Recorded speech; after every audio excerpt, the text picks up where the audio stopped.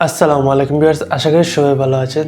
তো আজকের যে ভিডিওটি নিয়ে হাজির হলাম সেটি হচ্ছে কিভাবে আপনি আপনার মোবাইল দিয়ে কম্পিউটারে ওয়েবক্যাম ইউজ করবেন। একটি ওয়েবক্যাম কিনতে গেলে 3 থেকে 4,000 টাকা নিম্নে লাগে। তো আপনি আপনার মোবাইলকে ব্যবহার করে আপনি ওয়েবক্যাম ইউজ করতে পারেন। তো আজকের এই ভিডিওটি সম্পূর্ণ দেখুন, আশা করি ক্লিয়ার হয়ে যাবেন কিভাবে আপনি আপনার মোবাইলকে ওয়েবক্যাম হিসাবে ব্যবহার করবেন। আর হ্যাঁ, আমাদের চ্যানেলে যদি নতুন হয়ে থাকেন তাহলে অবশ্যই চ্যানেলটি সাবস্ক্রাইব করুন এবং পাশে থাকার বেল আইকনটি ক্লিক করুন। তো চলুন শুরু করা যাক।